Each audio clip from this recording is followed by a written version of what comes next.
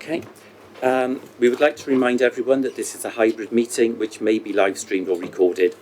Guidance has been circulated to colleagues joining remotely to ensure they are familiar with the remote meeting protocol, including how to participate in the meeting and request to speak. Councillors wishing to speak, whether joining remotely or in person, will be added to the speaking queue. The Chair will invite you to contribute when it is your turn, so please wait until you have been invited before speaking. Where appropriate, officers may be prioritised in the speaking queue to assist with responding to questions. We kindly ask that you also wait for an invitation from the Chair before speaking. If you need to leave the meeting, please let the Chair know. If you are joining remotely and cannot attract the Chair's attention, please use the chat function. Members may only vote on an item if they have heard the full debate. If you experience technical issues but have heard the discussion throughout, you may use your discretion. However, if you have missed any part of the debate, you should not take part in the vote. Before the Chair opens the meeting, could we ask officers and guests joining remotely to turn off their cameras so that only committee members appear on screen. Please switch your camera on when you are participating in the discussion. Please note that today's meeting may be live streamed or recorded and broadcast on the authority's website. Any person in view of a camera is, by virtue of attending, consenting to being filmed and to the possible use of those images and sound recordings being used as outlined. Start recording. As this meeting is now live, please be mindful that your comments and actions may be broadcast and recorded. Prynawn da, croeso I cyfarfod llawn y cyngor heno. Good evening, welcome to tonight's full council meeting on Wednesday, 15th of July 2026. First item on the agenda, apologies for absence. Yes, Councillor David Isaac, Councillor Claire Jones and Councillor Michelle Simmons. Councillor Declan Salmon. Thank you, Chair. Councillor Jeremy Davis sends his apologies. Thank you very much.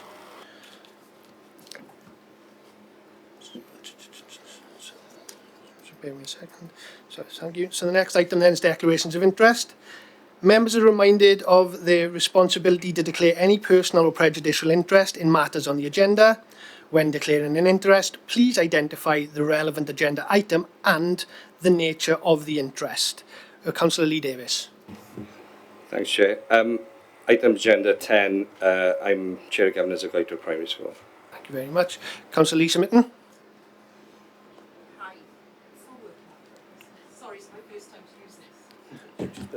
You're on it's now, working Lisa. now, okay.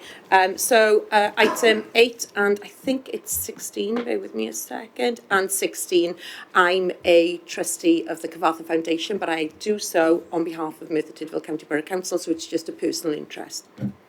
Leader Brent Carter. Deputy Mayor, I'd like to declare a personal interest in items 8 and number 16 as well, please. Councillor Lee Davis, can you just confirm that agenda item 10 is a personal interest? Wrong report, I just look. Yeah, it's the debt recovery. Yeah. Which agenda item is that? You have to bear with me, sorry.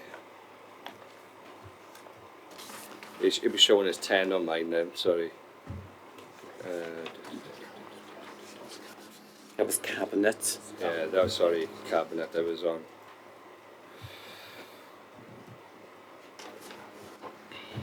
Would it be item 17? Yeah, I think so, yeah. And it's personal or personal and prejudicial? Personal. Yeah. Thank you. Fabulous. So we move on to item number 3, and that's the minutes of previous meeting. These items are to approve and enter into the record the draft minutes of meetings previously circulated to committee members with a request to confirm accuracy. So minutes Wednesday the 1st July 2026 of full council. Do we have a mover? Fantastic. Do we have a seconder? Happy to second, Chair. Are there any comments on the accuracy of the minutes? Thank you. We'll now take that to the vote.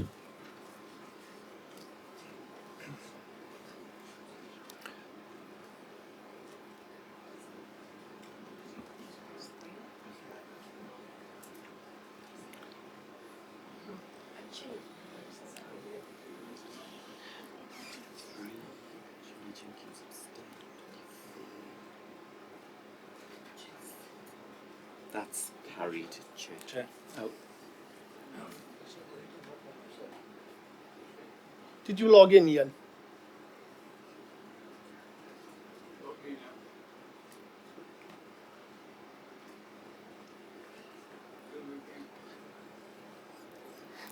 On, you vote, Councillor Thomas?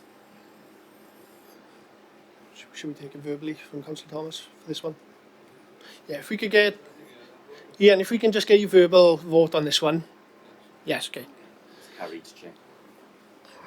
Fantastic. Thank you very much.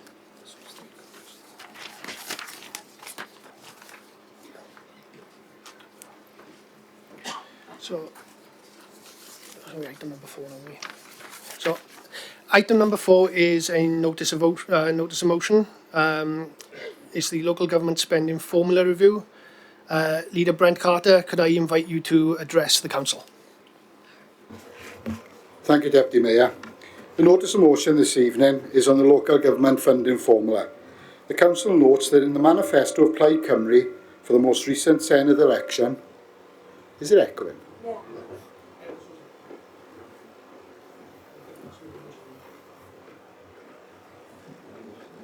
Is it okay now? Local government funding formula. This council notes that in the manifesto of Plaid Cymru for the most recent Senedd election, commitments were made to review and reform the local government funding formula, including the statements, and we will review and reform local government funding formula so it fairly reflects the realities of serving largely rural population, and review the funding formula for local government so that it better reflects the real cost of delivering services in different parts of Wales. Any changes to the local government funding formula could have a significant implication for local authorities across Wales, including Merthyr Tydfil County Borough Council. The importance of ensuring that any reform to the funding formula reflects fairness, transparency, and does not disadvantage communities within the County Borough of Merthyr Tydfil. This council therefore resolves to write to the Welsh Government Cabinet Secretary, Minister for Finance, and the Cabinet Secretary, Minister for Local Government, Housing and Planning, seeking urgent clarification on the detail, scope and proposed implementation of the commitments made regarding reform of the local government funding formula. To also seek assurances that any proposed reforms will not have any detrimental impact on Merthyr Tydfil County Borough Council or the community it serves. We request that Merthyr Tydfil County Borough Council be fully consulted on any proposed changes to the funding formula prior to implementation. Thank you, Deputy Mayor. Councillor Anna Williams-Price, would you like to add anything to this? Thank you, Chair. As Cabinet Member with responsibility for finance, I believe it's entirely reasonable that this Council seeks clarity from Welsh Government on its intentions regarding any review of local government funding formula. This is a matter that goes to the heart of our ability to deliver services for the people of Merthyr Tydfil, and our authority is particularly exposed to changes in the revenue support grant allocation because of the nature of our council tax base. Unlike some authorities with a larger and more buoyant tax base, the overwhelming majority of the funding we rely upon to deliver essential services comes from Welsh Government, and that means that changes to the funding formula have a greater impact here than they may have elsewhere. This is why any review of the formula must be fair, transparent and evidence-based, and it must properly recognise the needs of communities such as ours and significant demands placed on local government in areas facing economic and social challenges. Local government is often the first point of contact for residents and plays a crucial role in addressing many of the nation's most pressing challenges. Local authorities are central to delivering outcomes for our citizens, and as a council, we are at the beginning of our marmot journey seeking to address health inequalities in Merthyr Tydfil and help our future generations live well as they deserve. And I'm concerned that any reduction in funding could put this at risk.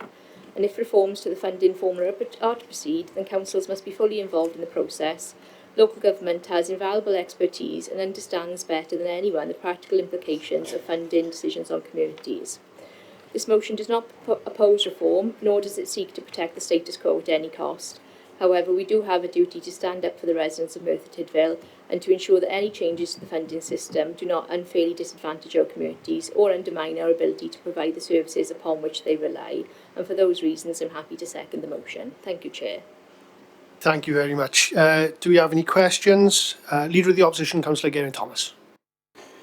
Yeah, thank you, Deputy Mayor. Yeah, I've got one question and I've got a comment later on. But the question is to to the leader that when we write to the Cabinet Secretary in Welsh Government, can we also please copy in our MSs as representing Merthyr Tydfil, as they're representing possibly 3 local authority areas. So I think it's fair that they are CC'd in as well, please. Councillor Brent Thomas, want to come back in on that? Brent Carter, sorry. Brent Thomas. Yeah, I'm more than happy to do that. Just to inform all members as well, I do have a meeting, a hastily arranged meeting tomorrow at 2 p.m. with the Minister for Local Government and Housing, so that might be an interesting conversation after tonight as well. So I'll keep you all updated after that as well. Are there any more questions? No more questions, Chair. No questions, fabulous. Comments then? Again, Leader of the Opposition, Councillor Geraint Thomas. Yeah, thank you, Deputy Mayor. Council tax reform has been on the agenda for many years. I've been involved in meetings at the WLGA where it's been discussed, and it's been kicked down the road. It has been kicked down the road for many years. So what I hope that comes of this is there's a balanced and fair system for the whole of Wales. So every resident in Wales gets a fair council tax payment scheme, because at the moment, as we know, we in Merthyr Tydfil are paying more than anybody else, and we don't get, the best services. So that's my plea. Whatever comes out of it, it's fair and balanced.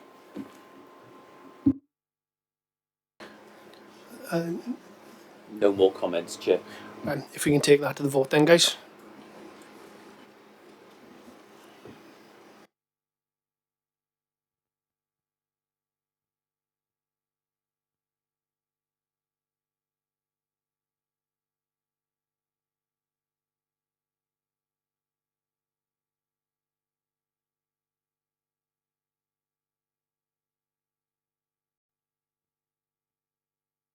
That's carried, Chair.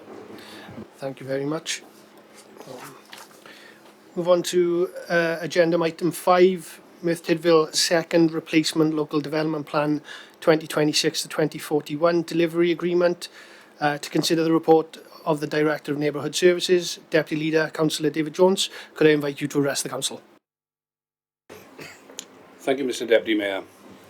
Work has started on the second replacement local delivery plan 2016 to 2041. The first element of the plan is the delivery agreement, which comprises the timetable of key stages and the community involvement scheme. The CIS denotes the timescales and methods for engaging stakeholders, interested parties and communities, so they can meaningfully contribute to the plan-making process. The key aspects of the delivery agreements can be seen in section 4, and the timetable sets out a realistic but challenging timetable of 3 years and 7 months beginning in August 2026 for preparing the second LDP, with an adoption date of March 2030. The CIS identifies the methods and principles of engagement and lists the bodies, agencies and other consultees, though that list is not exhaustive and interested parties may choose to be included in the Council's consultation list. The Planning Policy section undertook a 4-week consultation from the 21st of May 2026 to the 18th of June 2026, and 4 responses can be seen at 3.7 in the report. Once Council and the Welsh Government have agreed the delivery agreement, the Council is committed to delivering the second replacement LDP to the stipulated timescales contained therein. The 2026-27 costs will be met through the current MTFP of the Planning Service, though additional funding will be required in 2027 through to 2030, as the appointment of an additional independent planning inspector and a programme officer will be required, as highlighted in section 7. Mr Deputy Mayor, I move the recommendations at 2.1 and 2.2 in the report, that the delivery agreement for Merthyr Tydfil Second Replacement Local Development Plan 2026 to 2041 be approved and submitted to Welsh Government, and 2.2, delegated authority be given to the Leader and Cabinet Member for Climate Change and Communities to authorise any amendments required to the delivery agreement be approved. Thank you. Do we have a seconder? Happy to second. Thank you, Councillor Minette-Vokes. Do we have any questions? Councillor Clive Jones. Thank you, Deputy Mayor. It's in the form of a question. On page 49, under the heading Specific Consultation Bodies, the third one down, I don't recognise the name Cwmtaf Maganac Community Health Board. Can I suggest, Deputy Mayor, that should read Cwmtaf Maganac University Health Board?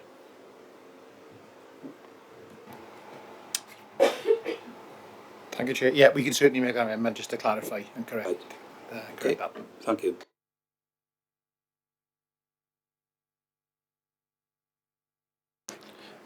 No more questions, Chair. Nobody's indicating. Are there any comments? No comments, Chair. If we can take that to the vote then, please.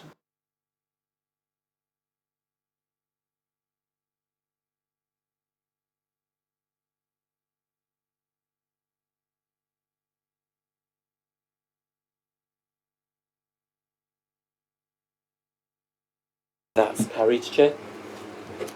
Thank you very much. We move on to agenda item 6, the Merthyr Tydfil County Borough Council Code for Corporate Governance 2026. To consider the report of the Director of Governance and Resources, Leader Councillor Brent Carter, could I invite you to address the Council? Thank you, Deputy Mayor. The Council is responsible for ensuring that its business is conducted in accordance with the law and proper standards, and that public money is safeguarded, properly accounted for and used economically, efficiently and effectively. To support and provide structure to this, the Council uses its own Code of Corporate Governance, which is built on good governance principles. The Council first introduced and adopted its code in 2020. This has been reviewed and updated, see Appendix 1. Governance and Audit Committee reviewed the revised code on the 14th of April 26 and was satisfied that the new code was appropriate and necessary and reflected policy and governance changes since 2020. Therefore, Mr Deputy Mayor, I'm happy to move the recommendation stated in 2.1 that reads, the revised code referred to as the Local Code of Corporate Governance 2026, annexed as Appendix 1 to this report, be approved and adopted by the Council. Thanks, Mr Deputy Mayor. Thank you. Do we have a seconder? And thank you, Mr Deputy Mayor. Thank you, Councillor Gareth Lewis. Do we have any questions? Councillor Anna Williams-Price. Apologies, Chair, I've just come in second. In that case, Councillor Clive Jones. Thank you, Deputy Mayor. Mine's a question on page 99. And there you'll find a block of various organisations at the top half. Refers to, on the one side, engaging comprehensively with institutional stakeholders. Shouldn't that include Cwmtaf Maganac Health Board? It's not mentioned.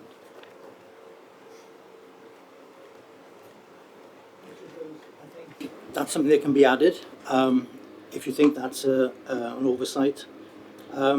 This is a document that we are looking to constantly keep reviewed. I think you'll see that initially it was adopted by the Council back in 2020. This is the first review in 6 years. So as you know, once these documents are approved by Council, they become almost in need of review straight away. When things are changed within the Council, new policies, plans, procedures adopted. So this is something that the monitoring officer has the ability to add to this if it's something that is not requiring Council's stamp on it. I would suggest, Mr Deputy Mayor, that they're a substantial organisation who should be part of that group. It can be added, yeah. Thank you. Yeah, sorry, just to add to that as well, obviously they are part, a statutory partner in terms of the Cwmtaf Public Services Board already. So they are included in there, but we can certainly add it. Okay.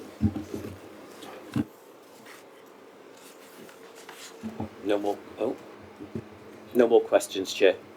Are there any comments? No comments, Chair. If we can take that to the vote then, please, guys.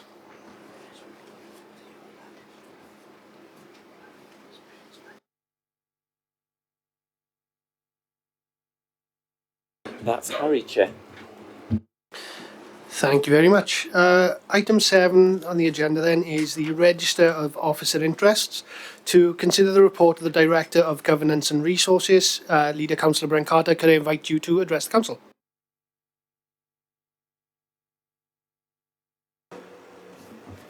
Thanks, Mr Deputy Mayor.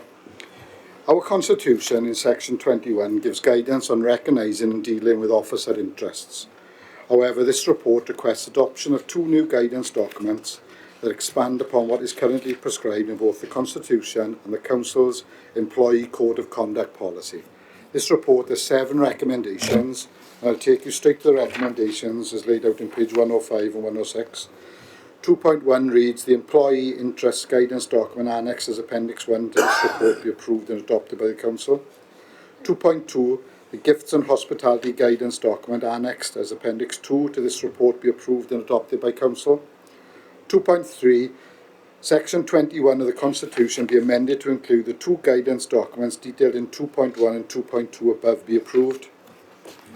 2.4, the Council's Employee Code of Conduct be amended to include summaries of the 2 guidance documents detailed in 2.1 and 2.2 above be approved. 2.5, the Council's Employee Code of Conduct be amended to include the declaration of interest forms found at Section 21 of the Constitution be approved. 2.6, Section 21.12 of the Constitution be amended, adding paragraphs F and G as detailed in paragraphs 4.2 and 4.3 below be approved. And finally, 2.7, a new paragraph 21.13 of the Constitution be added as detailed in paragraph 4.4 below be approved. Thanks, Mr Deputy Mayor. Thank you, Councillor Carter. And do we have a seconder?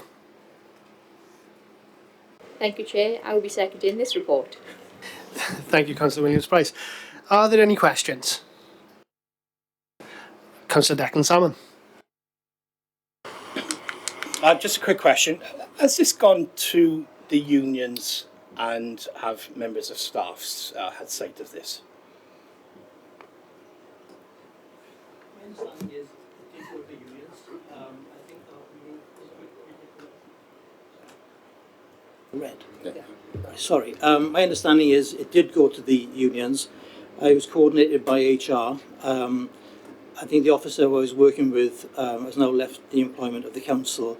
But I'm almost certain this was run past the unions. I did flag it up as something that needed to be done, clearly. Cheers, Simon.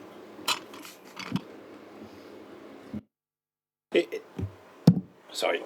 It's just I think this may be read as the report has been a little bit over the top. It's maybe a little bit frightening, to be honest, for members of staff.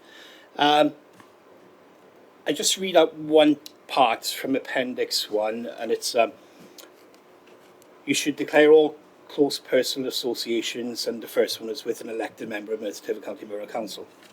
And then close, a little bit further down, what are close personal associations? You should declare other associations if you think that a reasonable person in possession of the relevant facts would think that the association amounts to a close personal association. I just think, has this gone too far? Because we're a small local authority. All elected members know officers, people that work in a council. And sometimes we have got relationships with them, friendship. And I think this just, reading that first paragraph there, you should declare other associations if you think that a reasonable person in possession of the relevant facts would think that the association amounts to. What if, I just think what if someone's got a grudge against you and uses that personal relationship? Maybe it's just down the pub, you go for a night, come out to your house or whatever. It's just, I think the report's gone a little bit too far, I think, personally.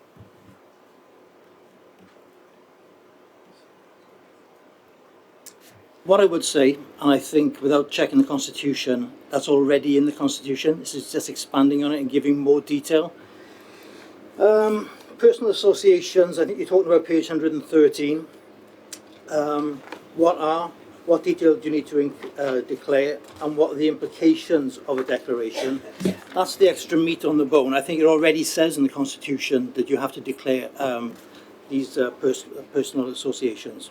Okay, it's just that from my point of view, if I was a member of staff, I'd think twice about talking to an elected member outside now, to be honest. And that's it. Thank you, Chair. Are there any more questions? Councillor Andrew Barry. Yes, thank you, Mr. Deputy Mayor. Just the rationale for why the report has been brought, really. Is it because there's updated legislation or the events brought us to this report? I can't see why this report has been brought at this time. I'd like to know why it's being brought.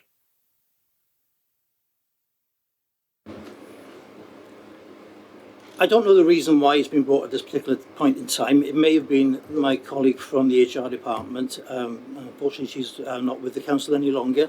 But what I would say, Councillor Barry, Section 21, which deals with these matters, has been in place from the beginning of the adoption of the Constitution. So it did need a refresh. I accept what you're saying, that sorry, I can't give a rationale as to why it's coming before us now. But as I said, this Constitution, Section 21, has been in place since, well, since the early 2000s. So it is something that needs to be looked at. And my view is that it just gives guidance. It shows people where they need to. When they need to consider it, and what they do when they think they've got these conflicts of interest or any personal interest. The forms need to be shared. There are 7, I think, or 9 forms in the Constitution which are not part of the Council's policy document, which is rolled up by HR. So there is a need to pull these things together. But unfortunately, I can't give you a reason or rationale as to why it's come at this particular point in time. Sorry. Okay, thank you so much. Councillor Geraint-Thomas. Yeah, and I think Councillor Salmon raised some very pertinent points there. We all know people are sitting in this chamber very, very personally. Chris is sitting there, and I was his best man at his wedding. Right? So, it's going to be a very difficult thing for us, to agree to. And what I'd like to do, if I could request, if the leader agrees, could we just pull this report this evening and have a workshop on it, and bring it back to the September meeting?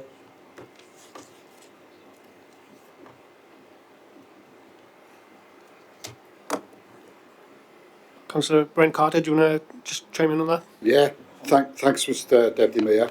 As long as there's no burning issue for it to be brought and voted on tonight, I'm happy to defer.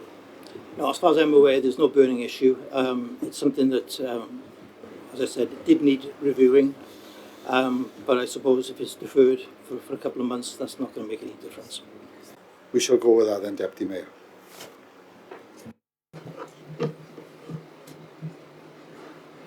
Sorry, yeah, and I was just going to say that actually this is no different to what other local authorities have in place. It is to try and provide more clarity for officers so that they can be clear in terms of when they need to declare, when they don't need to declare, and we're trying to make some consistency in terms of, as Simon does his regular sort of updates to the Constitution, that's consistent with the HR policies that we've got. In terms of when we did the outline transformation programme, there was a view there that actually we should look at all our policies, all our strategies, and get them into a register, and we're starting to do that, and so that they should come forward to be updated and reviewed properly every couple of years. So, I mean, happy to facilitate a workshop, but this isn't something that we're putting in place which is over and above for Merthyr Tydfil employees, and actually it's to safeguard employees, not to put them into any sort of issue at all. And of course, the idea of it being linked to the HR policies is that managers can give proper advice to staff, so if they were concerned about anything or they've seen anything in the policies that they wanted more detail on, the details in there, that managers can have those conversations so that the staff are protected. Yeah, from my perspective, I don't think staff had enough clarity on what they needed to declare, and there wasn't any consistency between what was said in the Constitution, which has a lot more detail compared to what the policy has. So we just wanted to ensure that obviously the staff would go to the policy initially, which doesn't have as much detail in as the Constitution. So it was just more of a joining up, alignment piece of work.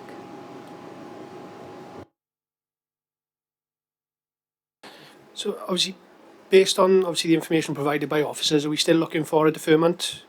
Yes, please. Yeah, it's for us to understand as well as members. I think that's what's important. Our side of the fence. Yeah.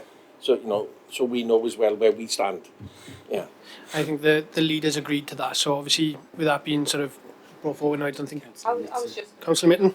To be honest, it was probably one of the longest serving years, along with Councillor Johnson, Tubby, etc. My understanding, I think this is where it can be a little bit misconstrued, so perhaps just need strengthening in the area, but my understanding is the relationship is like a marriage, family, or if I was to enter into a, I don't know what else to call it, like boyfriend-girlfriend relationship with a member of staff, they are what is deemed as close personal relationships, and therefore they should be declared. So for instance, if a report came up tonight and I was in a relationship with an officer regarding council tax and it was a close relationship, i.e. boyfriend, girlfriend, whatever you want to call it, then you declare. But it isn't friendships. And I think that's just perhaps what needs strengthening for some of my colleagues, perhaps. Yeah. Yeah.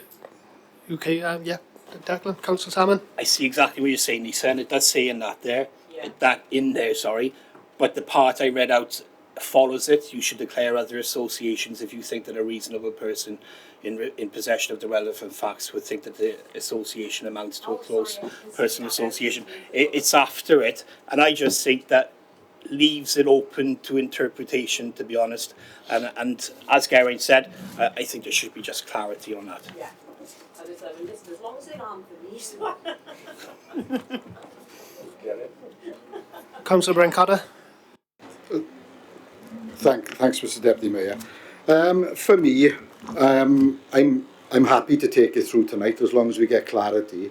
But if they're looking to if you're looking to defer to get even more clarity, then I'm not going to stand in the way of that. But I'm not sure how much more clarity which we'll get, Sarah. We've got an answer with that. If we fall in line with other authorities as well. Yeah, and I just think a lot of it is common sense as well, isn't it? yeah, and as I said, it's this is for employees. Register of interest. Obviously, you have your own code of conduct which sets out your, as councillors, your sort of declarations of interest. This is about safeguarding employees. So, and as you know, when you're declaring interests, it is about perception as well. It's not just about that, but we're certainly not going over and above in Merthyr Tydfil. We are just trying to make it more consistent, and as I say, safeguard staff. We're not, trying to do anything other than that. I'm not quite sure what we would do in terms of that wording to strengthen it. That's really, in terms of manager support of staff to, ensure that if they are concerned about anything, they can come for clarity. We can try and, work with Councillor Salmon and strengthen that particular bit of wording if he's happy to do that.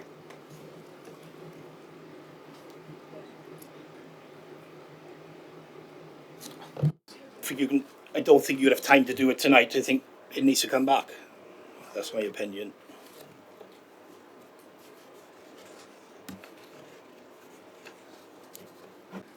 So, just obviously to confirm again, Councillor Thomas, you're still asking for a deferment? Yes.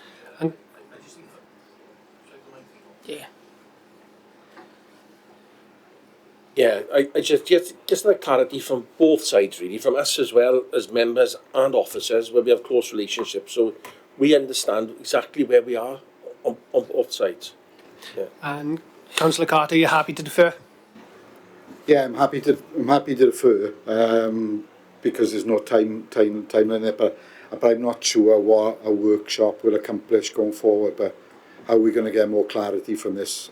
I'll have to leave that open with Hannah, Sarah and Ellis and Simon and Geraint, I suppose. But yeah, I'm happy to defer, but I don't think a workshop would be the right way forward for it, whatever that may be. Councillor Minton? Very briefly, I think the clarity is needed, just listening to some of the discussions now. There needs to be a clarity and parity between our code of conduct and employees' code of conduct, because they have to mirror. Because with this, I'm sat here now, going back to Councillor Salmon's point, thinking, well, hang on a minute then, under bullet point 2, and maybe that second paragraph, that does need further clarification and just a discussion. I think we also need to look at what was there previously. If this was the previous policy and it's just a mirror image of it, then, you know, that's what's agreed within the workshop type of thing. But I think it just makes you sit a little uneasy, and more so for your colleagues who are employees, not necessarily ourselves, you know. So I think I would support Councillor Salmon and Councillor Thomas in their comments then. Right. Obviously, in order to move progress, obviously the request has been for it to be deferred, and it's been agreed on by the leader. So as of now, then our item 7, has been pulled for deferment to the next available meeting. It can come. Right. Moving on to agenda item 8 even. Cyfarthfa Castle redevelopment. To consider the report of the Chief Executive, Councillor Jamie Scriven. Can I invite you to address the council? Yes, thank you, Mr. Deputy Mayor. Everyone bear with me, so I can't find my glasses, and I've been told I need a prescription as well, so I'm just trying to zoom in on my page. Okay, so as part of the Cyfarthfa plan, Merthyr Tydfil County Borough Council and the Cyfarthfa Foundation continue to work together as part of the restoration plans for the castle and its wider estate. Now, in January 2025, we agreed as a full council the implementation of a phased approach, and the report you've got in front of you outlines the progress to date on that. So just to give you a summary, conversations have taken place with CADU regarding funding for transformational conservation works to the Grade 1 listed building, and the work was undertaken to develop 3 key areas of that work: the Pontycadnau Bridge, drainage works, roof repairs and window replacement. The Pontycadnau works were completed in December 2025, and in terms of the drainage works, they commenced in October of 2025 and were due to be completed in May 2026. However, a number of unforeseen groundwater issues located behind the castle have caused delays during the early part of that project, so now the anticipated completion date for that work is August 2026. As for the roof repair and window replacement work, that commenced on the 5th of January 2026 and there's a completion date of the 15th of April 2027 in line for that. But as you are all nowhere out in the room, ecology issues, which are no surprise to anyone, have come up in regards to that work as well, and that's all outlined at 4.13. Now, as we continue to work and keep full council informed around the progress of the Cyfarthfa plan, everyone in the room should now be aware of the progress to date with the National Heritage Lottery Fund application. As of last month of June 2026, a notification was received that the Stage 1 development phase application had not been successful on this occasion. That is, of course, not the news we were hoping for and not the news we hope to share with full council. But the National Lottery Heritage Fund recognised the significance and importance of the project and has provided valuable constructive feedback to support its continued development. The feedback highlighted a number of opportunities to strengthen our application by providing further detail and clarification, which should help to improve any future submission. I just want to take the time to make everyone aware that officers are currently working on a second submission and will continue to work with the key stakeholders to maximise funding opportunities outside of that grant as well towards the Cyfarthfa plan. The priority for us now as an authority is to continue with the phased approach, ensure the essential works are completed. So if I can take you to the recommendations, and that is at 2.1, that the continuation of that phased approach, including the resubmission of the National Lottery Heritage Fund application when ready to be approved. I so move, Mr. Deputy Mayor. Do we have a seconder?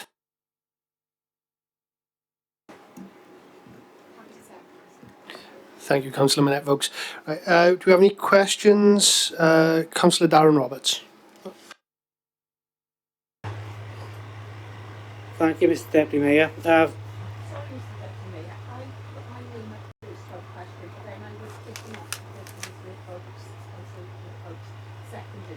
Now I've gone right down the list.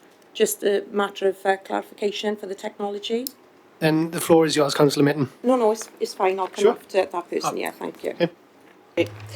Thank you, Mr Deputy Mayor. I have two questions. Firstly, whilst it's not naturally disappointing that the National Lottery Heritage Fund bid was unsuccessful, the report states that detailed feedback was received, identifying opportunities to strengthen the application and support any future submission.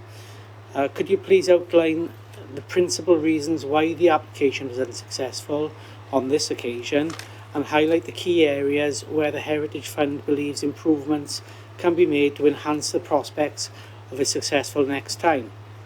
Secondly, has a timeline been prepared for submitting the revised application? Thank you.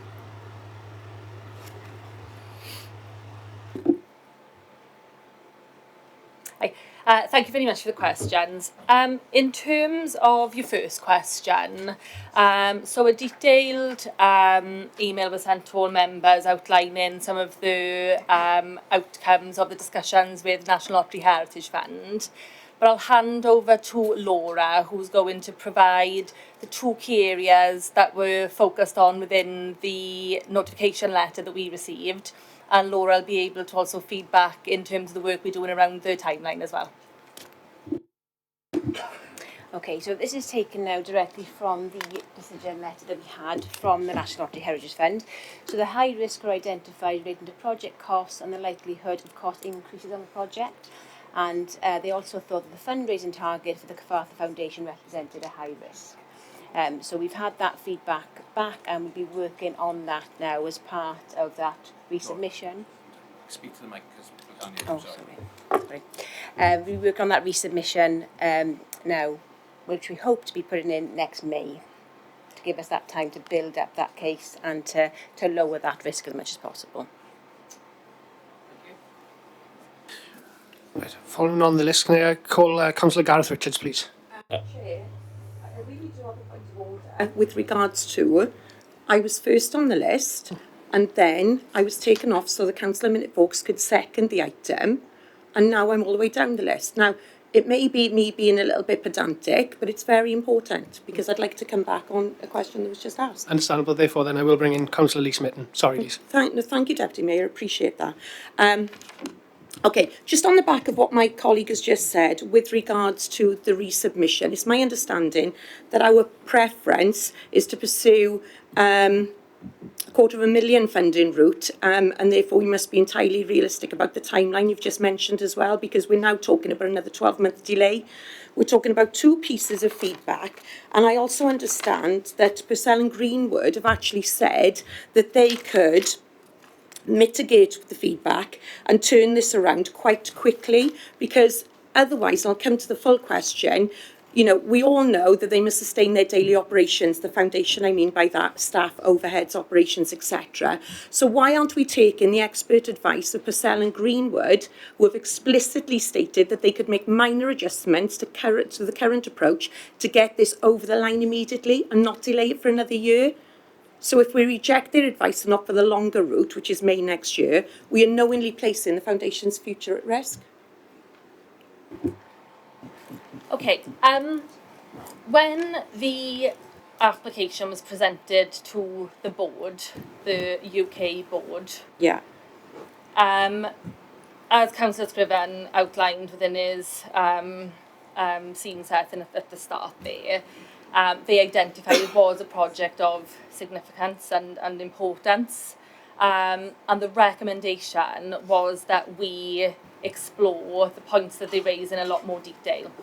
And there was a recommendation that we look at some additional funding, so applying into that pot you just mentioned, Councillor Mitten, the 250 in the interim period to ensure we strengthen our application. Now, I completely understand the position that the Cyfarthfa Foundation are in, and that a positive outcome is absolutely going to support them in terms of, you know, moving forward on their long-term sustainability. But for us, we absolutely need to ensure that we are fully strengthening that application to the best of our ability. So we really do need to consider the advice of the UK board. Now, the two high-level elements that Laura just raised were in that notification letter. Of course, in the email that was circulated to all members, that goes down into quite a bit of detail. We can absolutely speak to the consultants on those points to work through those. But there is a lot in terms of the feedback that was shared with members around the technical elements as well. So this isn't only going to be reliant on our consultants that have supported that submission. We're obviously, we're going to need to work with our internal technical officers as well. To look at strengthening some of those technical elements and really testing some of those other points of feedback that were fed back. So for now, we are still considering that route of the 250. There will be a period of submission for that. So if we were looking to submit in October, for example, they would take 2 months to determine it. We would work as quickly as possible to get all that information strengthened. But I think to not maybe even consider that opportunity may be a further detriment. What we don't want to be is in a position where we're submitting our stage 1 application again and the risks still haven't been mitigated and the board are turning it down. The next time we go in, we absolutely want to have that positive outcome. Okay. Can I just come back on that? So just with regards to risks as well, I think there's the financial contribution risk, or how we are seen as a council in supporting the 32 million. We've only committed to 3.2 million. That's less than the 4 million we committed to a YMCA empty building at the top of Bontmore Lights. I think that sometimes when I'm reading through the application and when I'm sitting on the board, that does raise questions with any lottery fund application, etc., as to our commitment to this project, because it's not seen as a really viable amount of money that we are non-match funding. We couldn't possibly match fund that amount, but the amount that we're actually given seems insignificant in that respect. And then just on a point of clarity, I think what we need to be careful of is, it's my understanding that on submission of the stage 1, we omitted 14 page of a business plan and accidentally only sent 1 page of a business plan, which, whilst the feedback doesn't specifically relate to that, you know, that business plan with all the technical outline in that and all the information within that could have contributed and supported that application. So it's just a little bit concerning to me. I suppose that's more of an observation than a question, but the 3.2 million that we are committing to does raise questions for me as far as our commitment to the project. Can I come back in, please? Yeah, please do so. Thank you. I will let Laura come in on the observation regarding the business plan. We've had detailed conversations with both National Lottery Heritage Fund and the Cyfarthfa Foundation regarding that element, so we'll be happy to share that with all members this afternoon. With regards to the match funding, absolutely, we appreciate that the lottery and all funders are going to consider a considerable contribution from the local authority. So, to date, with the works that, again, Councillor Scriven highlighted at the start, we've allocated significant funding towards the works for Pont Carbonite drainage and the roof I base. appreciate that, We'd also be allocating all of the match funding towards the development funding period, so that's a 2-year period before we did our stage 2 submission. And of course, over that time, we'd be working with colleagues in finance to look at what contribution we could give during the delivery phase. And we'd also be looking at other available programmes to the local authority at those times that we could align to the redevelopment of the castle. You know, is absolutely a priority for us. So fundraising is going to be something that we're really, really going to focus on over the coming months. It wasn't something that was picked up by the lottery, but absolutely it'd be something that, you know, we'd be looking to identify. And I think, you know, the allocation that we've committed to date really shows our commitment to the project as well. So we were very grateful from the offer that we received from Cadw, but we have put considerable matching against that to ensure that we can highlight, look, we've started this journey and we absolutely want to continue it. Cool. Okay, thanks. Do you want to come in on the business plan, sorry? Okay, so the business plan is part of the development phase work that had been done. So there was a business plan prepared by the foundation. Yeah. Part of that was submitted, part of it wasn't. So we sought clarification from the National Lottery Heritage Assessors, Yeah. and it didn't form part of their decision that was an issue. Obviously, because that can form of the development fund, which will be the next 2 years of Yeah. development. So just for clarity, that wasn't a reason why it was rejected. Okay, good to know. Okay, thank you. Thanks. And thank you, Deputy Mayor. Yeah, can I just come in as well? Sorry, just to follow up on Councillor Mitton's question and points. Obviously, there was further feedback with regards to the fundraising target in relation to the Cyfarth Foundation themselves. Yeah. So obviously that is a challenge which we also need time to work with the foundation in terms of responding back to that. So it's not just the commitment expected from the local authority, but obviously the ability to fundraise private monies, which the authority were never able to get access to, which is why we obviously convened the foundation in the first instance. Yeah. So, and obviously the more time we've got to actually do that in that second, sort of for that October submission forward, that gives time to robustly respond to that. Councillor Gareth Richards.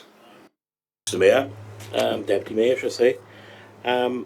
It's following on really from what Councillor Mitton asked regarding the funding aspect of things. It's around what funding would be available, what funding is available at the moment for the foundation in terms of the current operational management. Is there any funding available for that? Yes, so the foundation recently attended the Thriving Scrutiny Committee, and members may already be aware as well that the foundation was successful in securing 1.2 million from Welsh Government a number of years ago. They have also been successful in terms of securing additional funding for the organisation over the past few years as well, such as the Shared Prosperity Fund funding. And that's the sort of funding model they're working in within at the moment. Okay. Thank you, Zoe. Councillor Clive Jones. Thank you, Mr Deputy Mayor. I got 3 questions, 4 in fact. I'm a member of the Thriving Scrutiny Committee, which has been mentioned. And at that meeting on the 16th of June, the Cyfarth Foundation confirmed that their current funding will sustain them until the end of March 27. Therefore, 2 questions I have. What are the implications to any future application should the Cyfarth Foundation become as unsustainable? And what will be the impact on the foundation itself? Okay, thanks, Councillor Jones. In terms of part 1 of your question, implications in terms of any future applications, I think, it's fair to say at this point, we aren't in that position. And they are, the foundation are, as they again shared in Thriving Scrutiny, looking at ongoing fundraising to sustain them as an organisation. So we are working closely with the foundation at the moment to understand what those opportunities are. If we come to a point where we don't have that sort of perhaps long-term sustainable solution, we will start having those discussions then with the foundation, with members around what that would mean for any potential application for us, and we'd share those considerations collectively then. So to follow on, do you believe that in the next 6 months or so, that it can all be resolved and sorted? Well, that's going to be ongoing with the Cyfarth Foundation at this point in terms of any fundraising they're able to secure successfully over the coming months. Right. So you're a bit hopeful. Hopefully. Chair, can I come in on the second part? I don't think it's right or proper for officers to comment on something which will be answered by the foundation themselves. Yeah. And I think it would be improper for us to answer on behalf or speculate. So I'm more than happy to follow up with the foundation, but that's not for us to answer. Okay. Two questions now on in the body of the report.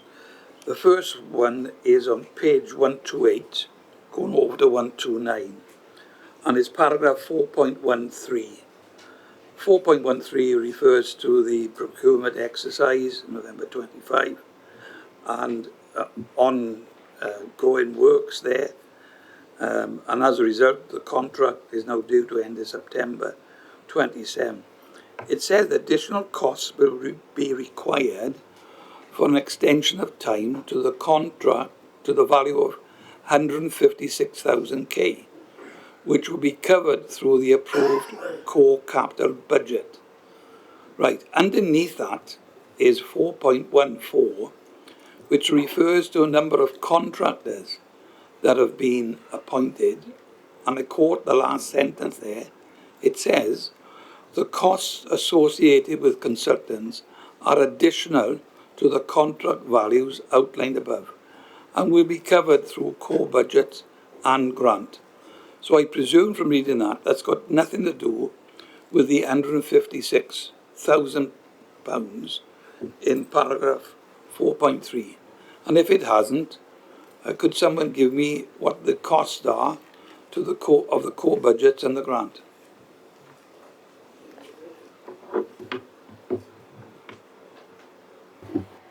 Yeah, so we have a core allocation approved year on year for the Cyfarthfa Heritage area, which I believe, correct me if I'm wrong, Director of Finance, is 500k. So that funding is utilised to match fund this project and to cover the costs that you've identified. So any of the consultancy costs required and the additional 156 that we're going to need for the extension of time for the contract. All of the grant values and previous allocations that we've aligned to the grant, I believe, are identified within the report. Yeah, so each funding award received, we've identified within the report, and our percentage match contribution against those costs. So the cost of consultants are taken out to that $500,000? Yes. Right. Okay. If I can take everyone to page 132, paragraph 6.5. It's a quote there, officers will continue to work with stakeholders, funders and heritage partners to identify and secure additional funding opportunities required to support the long-term delivery of the Cyfarthfa plan and the wider redevelopment aspirations for Cyfarthfa Castle and Park. And this is the sentence I want clarification on. It says then, this will include discussions with the Welsh Government, CADO, at CCCR, I think it's the Cardiff region, charitable trusts, corporate partners and other heritage funding bodies. Could one of you please explain to me what you mean by the corporate partners? We're going to have some money from large firms that have got a pot of gold that can tap into, and charitable trusts. How many charitable trusts are there that's available for funding?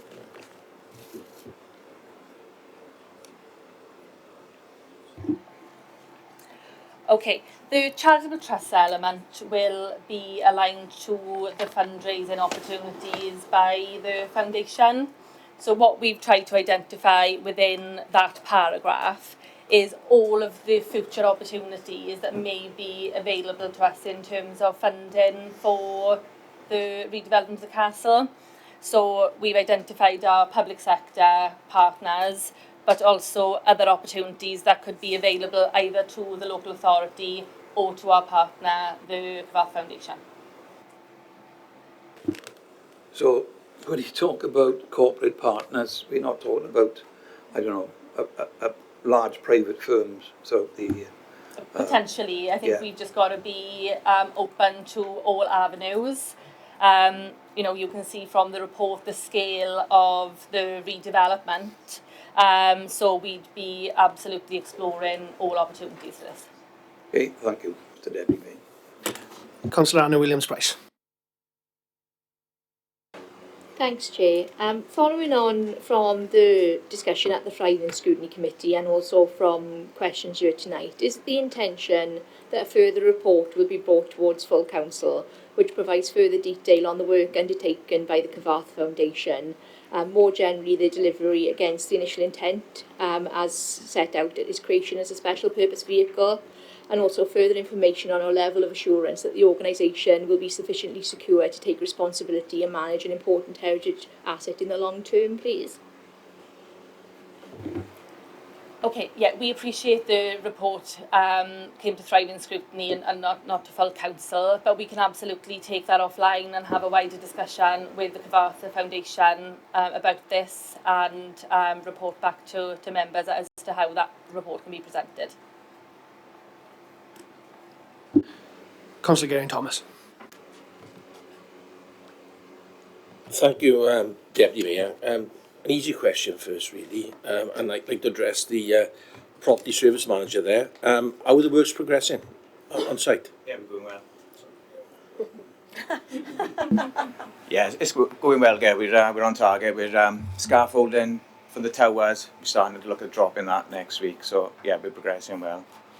And it'll be waterproof, totally waterproof on that side of the building soon? Well, we're starting works on the formal garden side, so that's going to be completed. I think it's targeted for around September before we start on the southern side then with the bats. We can't start until September on the southern side with the bat roofs and there. Okay. I'd like to go to 4.14 and Councillor Jones alluded to it in the beginning, but I want to go on a different point really. There was a plethora of consultants there that we currently using, yeah, and spending a lot of money with. Would it be better, right, if some of those services that we are contracting out to subcontractors we could do in-house? Now, I'm not sure who's the best person to answer that, but could we do it in-house? Could we know we've got a massive backlog of maintenance on all our buildings, and is it something that we can bring expertise in-house to do this work? I'll go first then. So, yeah, so that's a very good point. That is something we are looking at in terms of how we look at the capacity within the organisation. Can we do some of that work ourselves? Obviously, we'd need to fund that, but we think actually we'd get back better bang for a buck, for want of a better description, if we could find those resources and we can recruit to the post. So that is something we actively looking at, and obviously we'll bring that back to members and update them, as we progress. I welcome that, Dennis, because we've got a plethora of big projects at the moment we've spent in tens of millions on, and it's something perhaps we could do. Yeah, so we've discussed it at CMT. We've engaged with not just Chris but Carwyn and the technical areas. So we're looking to see if we can do that, coalesce a dedicated team that would have some of the resources that we currently rely on at high cost consultants. Yeah. A third question, and Zoe, you're the one's going to pick this up, I think. We've talked about the foundation, we've talked about the funding of the foundation. Now, you just mentioned they were funded by SPF, and SPF is no more, right? So that funding pot is gone. So now there's the Local Growth Fund. Would the Cyfarth Foundation be able to apply for money from the Local Growth Fund, because that's now mostly capital and not a lot of revenue? So what are the chances of getting funding from that avenue? So we do have grant schemes available through the Local Growth Fund. Currently being advertised are the private sector grants and tourism grants, and we are potentially due to launch another grant programme shortly, which will be around social enterprise support. And we're still sort of working on that, but again, we'll inform members when that's due to be available. In terms of their ability to secure funding, so they will be considered as per every other organisation that applies. So it will depend on eligibility, on the due diligence undertaken on organisations, and of course then a detailed assessment. So to confirm tonight whether any applicant could be successful or not, I wouldn't have the ability to say, as the grant programme teams will absolutely need to undertake all of those processes in line with our grants policy. But, should they be eligible, then those applications will be assessed accordingly. Thank you. So on that, right, so earlier this afternoon, there's a report to Cabinet about Pride in Place funding.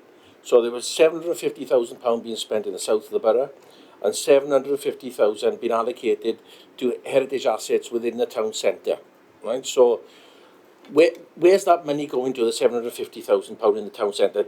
Does Cyfarthfa Castle come under that, or is it really town centre, bid district centric? So, the report brought this afternoon to Cabinet repurposed the focus from heritage assets to wider community assets.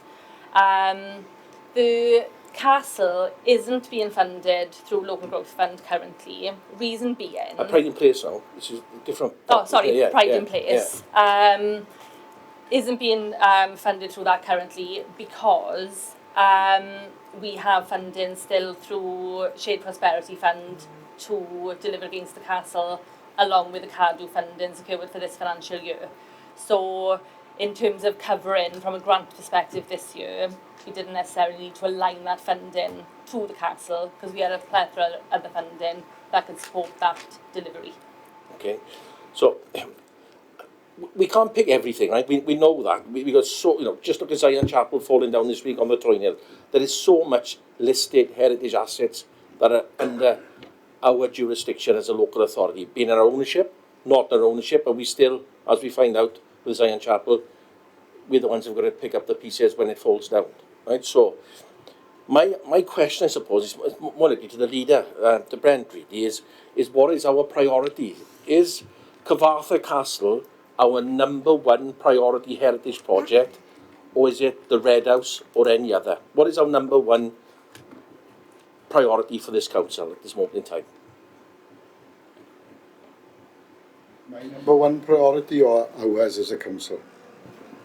Yeah, the executive, really, the cabinet, you and the cabinet. I think they're all of equal importance when you're considering the castle and the Red House as well together. Do you? I think so, yeah. That's interesting. Thank you very much. Councillor Andrew Barry.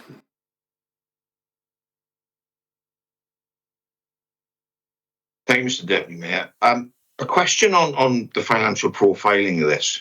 Clearly a delay in the grant has ripple effects.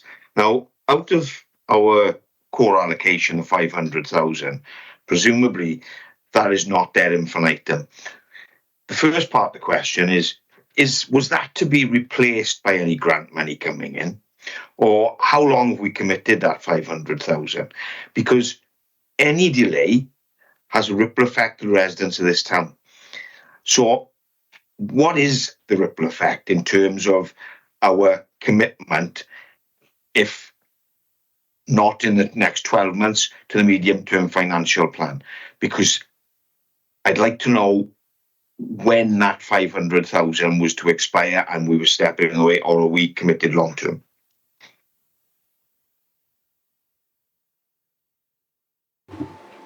So, should we ever be able to secure a grant for the castle redevelopment, Councillor Barry, we absolutely will.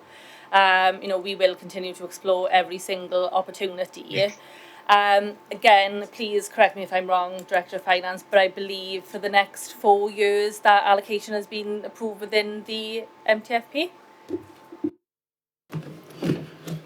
Yeah, just to pick up the point with regards to the capital programme approved back in January, included 500,000 for the Cyfarthfa Heritage for next year confirmed, which is the 26-27 the current year, and indicative 500,000 for the remainder of the capital programme. That's reviewed on an annual basis, but the commitment at the moment by council is that it's £500,000 per annum capital programme for the Cyfarthfa Heritage area. So in terms of financial implications, it is a little way down the road and we'll have time to adjust, presumably, I think is what you're saying, Craig? That's correct, Councillor Barry. Okay. The other part of it is in relation to the exchange between Councillor Thomas and Councillor Carter there, in terms of heritage assets. We've been heavily involved in Town Ward, myself, Councillor Jenkins and Councillor Thomas, and obviously Councillor Jones, involved in all aspects of that. we sit, and I know this is close to Councillor Clive Jones's heart as well, we sit in a mile square where we have roofs collapsed on some of the most potentially prestige buildings anywhere in Wales. The difficulty we have, and I think the conversation we need to have, is with Welsh Government in terms of who ultimately should have responsibility for those heritage assets. We spend millions of pounds on the Welsh language, and rightly so. It's part of our heritage, part of our culture. I'd like to see that reflected in terms of our heritage assets and a more central role taken from Welsh Government, because when these roofs collapse... Councillor Barry, can I just confirm this is a question? Yes, it is actually. So what I'm going is, we need, in terms of commitment, to make contact with Welsh Government, along with other councils and probably through the WLGA, to have that conversation. So we need a communication, and can we have a communication where we request an open conversation about who actually has responsibility? Because we can't keep picking up this bill. It's the costs are enormous, and I think that conversation needs to happen in light of certainly what happened in Zion and what's happened in all other buildings. So we need a communication with Welsh Government, sorry. And is there conversations going on, I'll put to the leader, currently because of what happened in Zion?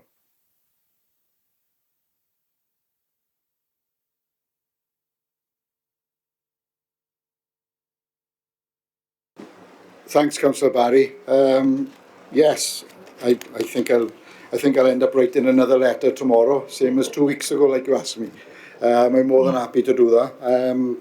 You're right. I think Welsh Government probably need to be more involved now with a lot of the things which are going on.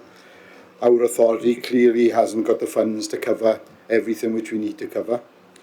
So I'm more than happy to write a letter to arrange a meeting with regards to that. In terms of Zion Chapel, there's things still ongoing with that at this particular moment in time. The issue we've got with a lot of these sites is a lot of them are privately owned. Like, for example, the Zion Chapel, which you talk about, is owned by a company in Newcastle, which is not even in Merthyr Tydfil, not even in Wales, in fact. So there's lots of different complications going on with these buildings. But yeah, I'm more than happy to take that up going forward. I'm glad you hear that. Thank you, Leader. I mean, in terms of from Zion Chapel right to Cyfarthfa Castle, the costs are enormous. And I think any representation, particularly at this time and with the difficulties, with how much money we are talking about to put all these buildings right, it's only right that we now communicate with Welsh Government and say, time to step up. Thank you, Leader. Thank you, Mr. Deputy Mayor. I can't see any other questions, Chair. No. With that then, we'll move on to comments. Councillor Geraint-Thomas. Thank you, Deputy Mayor. Yeah, we've had a good discussion here this evening, and thank you, Zoe, for bringing the report. Right? It's not an easy one to bring, is it? Right? We've been on this journey now for a long time. And I think we've got to remember, what really began our town. And it was iron. It was iron. Like Merthyr was the crucible of the iron industry and then the coal. And everything in Wales was built on that.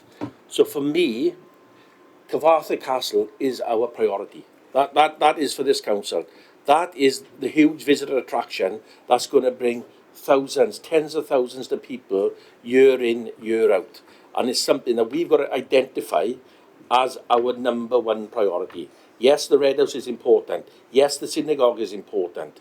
And there are other buildings as well. But Cyfarthfa Castle and Park and the furnaces has to be the highest priority that we give of our heritage assets within this council. Thank you, Mr. Deputy Mayor. Thank you, Councillor Thomas. Councillor Lee Smitten. Thank you, Mr Deputy Mayor. I'm mindful I have Argentina in the sweep, so I am mindful there is a very important match on at 8 o'clock. But yeah, I just want to thank Zoe and Laura, as always, for their professionalism and the way that they handled the questions and gave that feedback. And also just reiterating the commitment and support to the foundation, but also our vision for Cyfarthfa. I really, really appreciate that. Leader, tut. There he is himself, not looking your way, but legend has it he turned in his grave. I think he turned again tonight. Good grief. The Industrial Revolution started with Mr Crochet, the ironworks, the castle, etc. Now, I love the Red House, and I'm not doubting that's historical, legendary as well. But Cyfarthfa, its grounds, the castle, the ironworks, etc. must be the #1 priority for this local authority. And we must remember the most important strategic partnership is with the Cyfarthfa Foundation out of all the partnerships that this council deals with, and it must be given that same kudos as well. Thank you, Chair. Councillor Bryn-Carty, do you want to come back on that? Yeah, yes, please, Mr Deputy Mayor. At least that I have missed you. Just to quote something from George Orwell's Animal Farm of 1984. Some things are more equal than others is what you're trying to say, isn't it? For me, of course, you know, Cyfarthfa Castle is a jewel in the crown. But I think we've got to be honest and open and say that all our cultural assets and heritage assets are just as important as each other's. It's just how we manage them going forward and the funding, etc. Thanks, Mr Mayor, Deputy Mayor. Councillor Anna Williams-Price, please. Thanks, Chair. So I always consider myself to be having two very distinct hats when it comes to debates on this, as Heritage Champion for Tyrfel County Borough Council and also Cabinet Member with responsibility for finance. So I want to reiterate my support wholeheartedly for the ambition that the Cyfarthfa plan sets out, but also I think we should be mindful as members that our key focus needs to be now on deliverability and making progress. I'd also just like to pick up, as the debate veered this way, to Councillor Barry's comments. I think the key thing for me with regards to responsibility for heritage assets, particularly those that are privately owned, the solution doesn't lie in transferring costs from us as a county borough to Welsh Government. The solution lies in ensuring that private owners of heritage assets take responsibility for their upkeep and maintenance. Thank you. Thank you very much. Councillor Andrew Barry. Thank you, Mr Deputy Mayor. I take on board what the councillor says. However, just some clarity for me in it. We have some lovely buildings. We have Zion, Theatre Royal, Miners Hall. We have Cyfarthfa Castle. They're not all equal.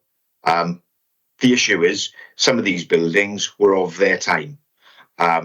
When people would visit these buildings and it was a pedestrian activity they were attending for, they go worship, they'd attend community meetings. That was an era in itself. Now we're in an era of vehicular experiences. Go shopping in your car. You go to entertainment in your car. And I think we have to be serious about some of these buildings. Are they going to come back? Are they going to be houses? But the one point I'll make between some of these heritage assets and Cyfarthfa Castle is Cyfarthfa Castle is in an entirely different league. To repurpose some of these buildings is a very difficult ask. We know what we can do at Cyfarthfa Castle. It is going to be the jewel in the crown. So unfortunately, I do not agree with what the leader has said. They are difficult issues to deal with, but we have to be pragmatic.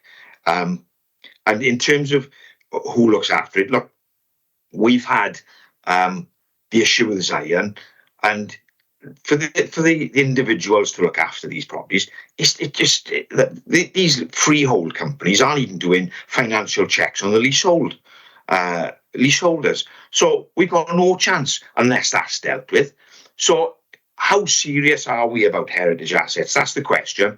And these people who are buying these properties for £4,000, major pieces of, architecture, fastback perhaps, who knows? But the intent may be good to look after these buildings. The practicalities aren't so.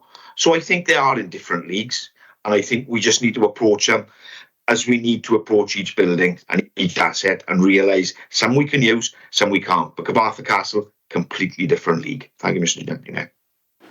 Thank you, Councillor Barry. Just before I bring in Councillor Scriven, who would close the debate, are there any other comments? I see none. Councillor Scriven?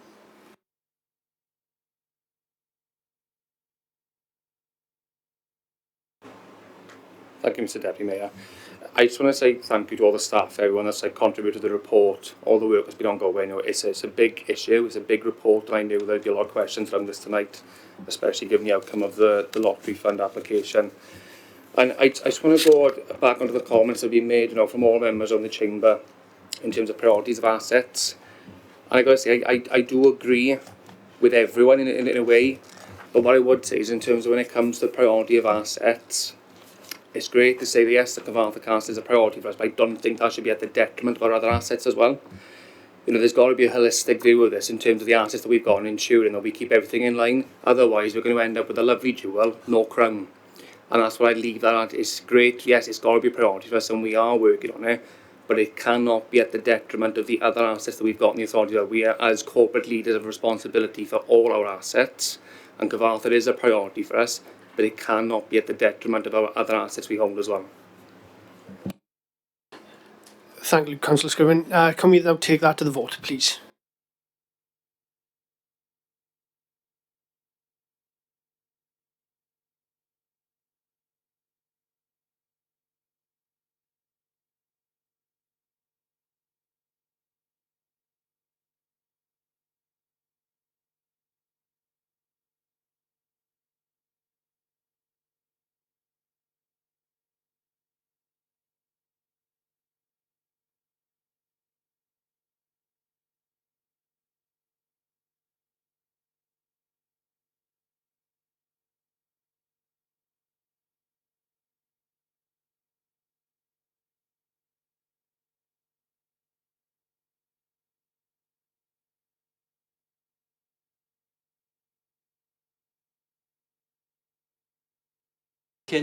Councillor Julia Jenkins can vote on the item.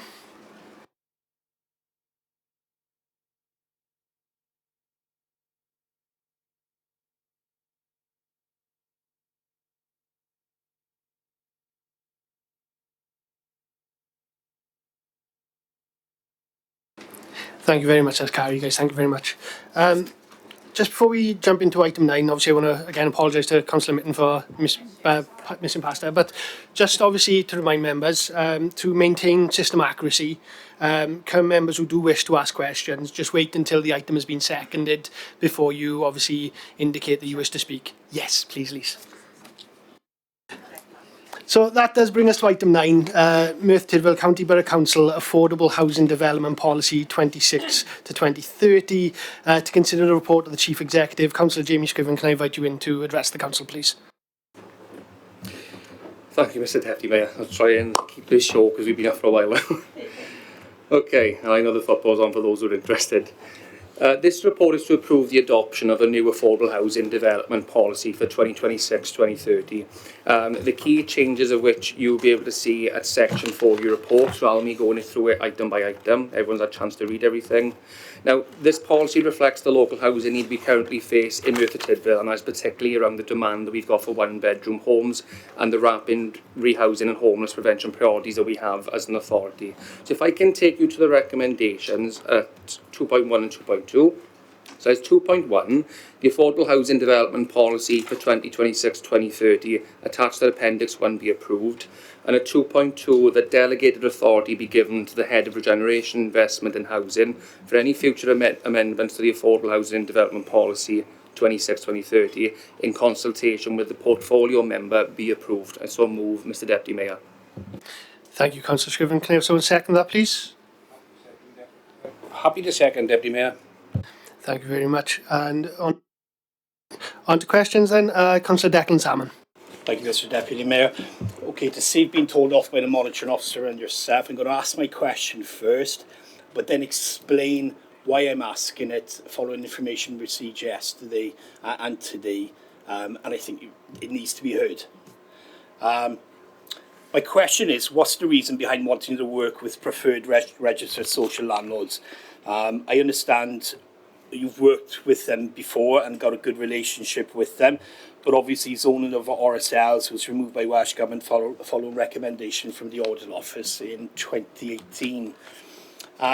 Yesterday, all councillors will have received an email yesterday from Trefaris. It gave elected members the news that they had bought the old General Hospital site and planned to develop it, which will obviously help our housing needs. Now, this is obviously hasn't gone through planning yet, so I can't make any judgments on what they're saying. Now, because it mentions within this report here tonight that Merthyr Council want to have preferred partners, and it's mentioned in there, there's 2 especially, but maybe 4. I was a little concerned with how any proposed development would proceed on this site, so I just responded to the email, to be honest, to the Executive Director of Development at Trefaris, and sent her the link to the council report. It's public knowledge, it's a public report, so I haven't done anything wrong. But basically, she's come back to me and said, many thanks for sending this over. This policy would have a significant impact on the delivery of this site, along with another building, which we have also offered to purchase. And now I won't mention what that building is because that might be commercially sensitive, but this is quite concerning, to be honest. So I don't answer the question. I'm sure other people may have questions as well.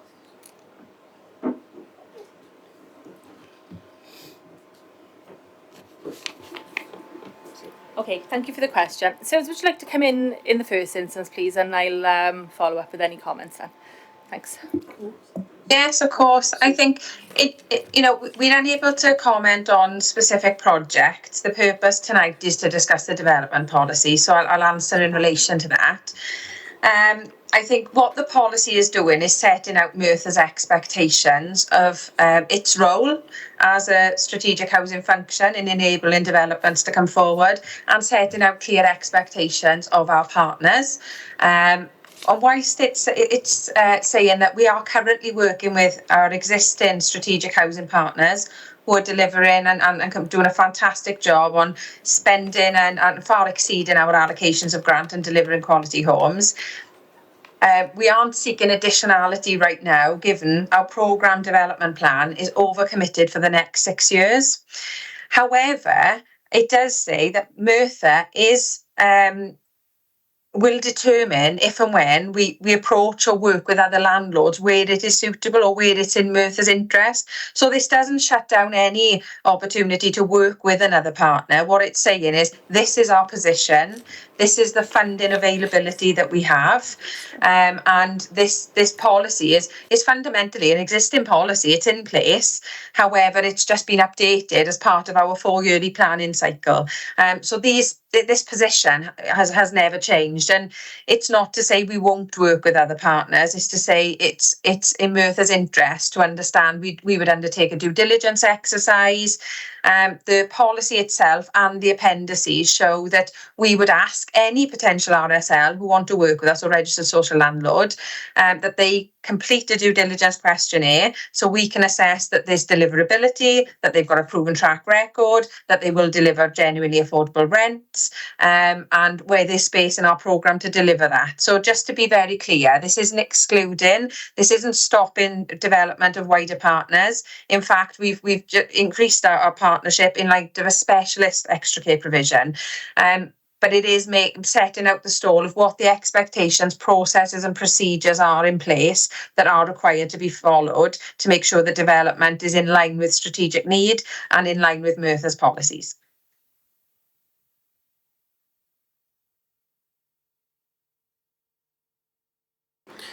Thank you, Councillor Salmon. Councillor Geraint Thomas. Thank you, Mr Deputy Mayor. I raised the point at the Thriving Scrutiny meeting when we discussed this as well on a similar thing about how we could use our SHUG, our social housing grant, for use in bringing some of our heritage historical assets in the town centre back into use. Now, again, we have Transforming Towns monies, right? So with a bit of luck, and I'm hoping, so and Suzanne will say to me that, you know, we can target some of these heritage assets within the town centre to bring back in use through different grants like Transforming Towns. So things like General Hospital, where we've met on site so with a few owners over the years, but never progressed, right? Into St Tidvil's Hospital is another one, right? Theatre Royal is another one that's been touted as being a housing site. So there are a plethora of these heritage assets in the town centre that, personally, the only use for them in the future will be housing. There's nothing else, right? Retail's gone, right? Shopping's gone. So it is going to be housing.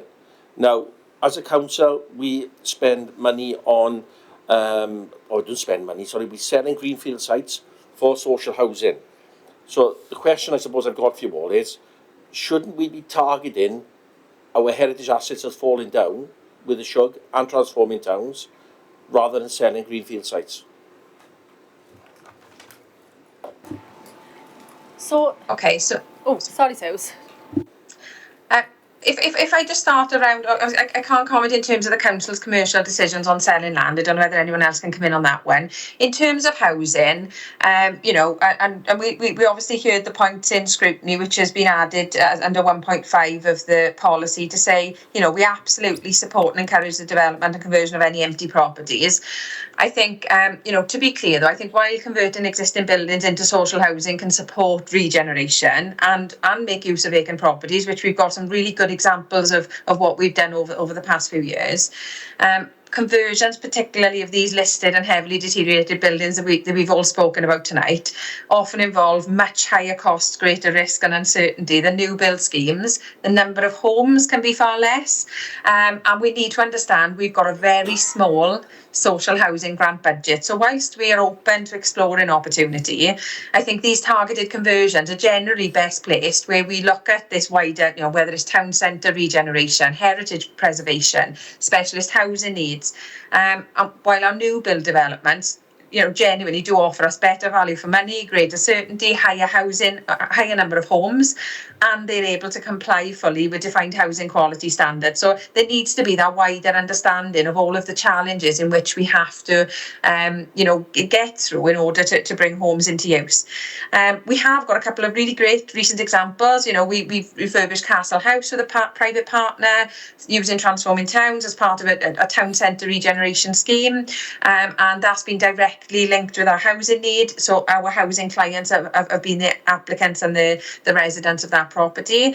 And in the last few years, you know, we've done it with Marsh House. So it is not to say, you know, we can't, but I think we need to be realistic in the value of the social housing grant programme and the challenges on homelessness and housing and the value for money element, that we've not got to be answerable just to ourselves, but to our funders in Welsh Government as well. So I don't know whether, Zoe, you want to come in from a regen perspective as well? Yeah, thanks. It was, you know, I absolutely agree. We need to look at these heritage buildings. They've been within our regeneration programs for years, haven't they? So absolutely, I think, you know, when we've got these opportunities, we need to take them offline and explore all avenues in terms of use. I understand what you're saying. You know, it seems sensible that Resi will be the answer to everything, but based on what Suze has outlined this evening, there are real challenges with that as well. And I think that's been our challenge all along, Councillor Thomas, is the scale and the value and cost of these redevelopments. So, you know, absolutely, we can take it offline through to look at other opportunities through generation funding as well. Is going to be limited social housing grant. But fortunately, there's lots of capital in the system at the moment as well. So we can really look at, okay, are there any other ways that we can bring these buildings back into use? Well, thank you. I appreciate that. Thank you for your answers, you know, because that's my understanding, you know, is we've got to use the SHUG for the best outcomes that we possibly can. But as we're all aware, heritage weighs heavy on us members. It does. And see the work that was done with St John's Church in Dowlas, Adlam Chapel, others, which were absolutely fantastic. And I think that is what, as members, we are hoping for. You know, some of the buildings that are falling down can be brought into that kind of use. Thank you. No more questions, Chair. Thank you. If we can move on to comments then, please. Councillor Declan Salmon. Sorry, Councillor Andrew Barry. My apologies. Thank you, Mr Deputy Mayor. Just a request really in terms of all that. We've spoken at length about the heritage buildings tonight, and many of the questions, particularly in light of what's happened at Zion, people are asking us about these assets. I'm wondering if so we can do a brief note for all members of where we are in terms of who owns these buildings, how long they've been in disrepair, perhaps a little bit about what's required to be done in terms of making safe. Whatever she's got really, but an outline of those main heritage assets so that we're aware, we can tell the public, because when something like that happened in Zion, the questions abound and we always get questions on it. So it'd be nice to have something up to date if that's possible. Thank you very much, Councillor Barry. Councillor Declan Salmon. Thank you, Mr Deputy Mayor. It's been mentioned tonight about the council being answerable. Elected members are also answerable to the public. This building and another building have been empty for years, as ward members will know. In my opinion, I don't think we should be passing something tonight without further information and conversations that should be had with Trevallis, as I wouldn't want to be the one responsible for putting any possible redevelopment of the General Hospital site at risk. Thank you, Mr Deputy Mayor. No further comments, Chair. In that case then, can we take it to the vote, please?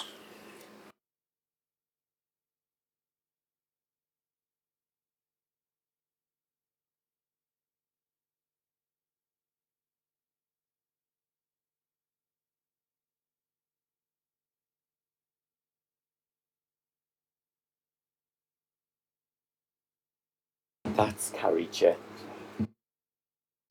Thank you very much. And moving on to agenda item 10 is Social Responsible Procurement Strategy 2026 to 2030. To consider the report of the Director of Finance, Councillor Anna Williams-Price, can I invite you to address the Council, please?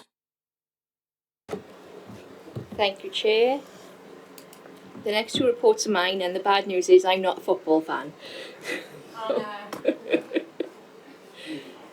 Building on strategy approved in 2024, the Socially Responsible Procurement Strategy 2026 to 2030 is being developed in response to new legislation and reflects a significant shift in how public procurement is expected to operate in Wales.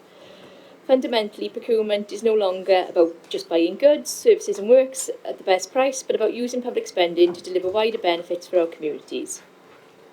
Annually, the Council spends around £140 million with external suppliers, and this gives us a real opportunity to support local businesses, create jobs, promote fair work, strengthen our communities and contribute to our environmental ambitions. Members will find that Appendix 1 sets out the 8 socially responsible procurement objectives that will guide procurement activity across the Council should this report be approved. These include skills and workforce development, promoting the Welsh language and culture, ethical employment practices, job creation, maximising local and Welsh spend, prompt payment, decarbonisation and achieving value for money through our procurement process. The appendix also demonstrates how these objectives support the Council's wellbeing objectives and also the Wellbeing of Future Generations Act, helping to ensure that every pound we spend delivers wider economic, social and environmental value for our residents. While there are identified challenges around implementation, data collection and contract management, this strategy will hopefully provide a clear framework for making procurement a more strategic tool in delivering the Council's priorities.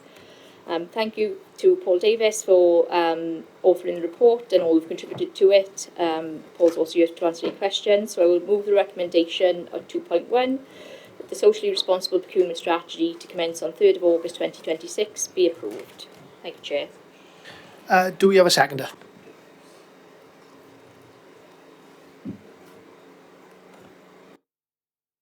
Happy to second, Mr Deputy Mayor. Thank you, Councillor Carter. Do you have any questions? Councillor Michelle Jones. Thank you, Mr Deputy Mayor. I've got 4 questions. The first one is how will social value be measured? The second one, who will be responsible for collecting this data? Third one, how will the data be verified? And the last one, where will members see the results? Thank you. Thanks, Councillor. First question, how will we measure the data? Within the appendices of the strategy, I'm suggesting that we use the Welsh Government Themes, Outcomes and Measures system, which gives us specific measures that we can use with our contractors for them to return information back to us. In terms of like staff employed, they give proxy values, so we can actually put a value on the actual employment, and there's various other proxies in there, but that's just one measurement. The important thing is that we capture the data, which is something we can't do at the moment. So second question was? Yeah, that was the second question. The first one was, how will data. social value be measured? So the measurement is with themes, outcomes and measures, potentially, but that's not necessarily a good way of measuring all social value within our contracts. There could be other things outside of the themes, outcome measures that we have, which may be appropriate.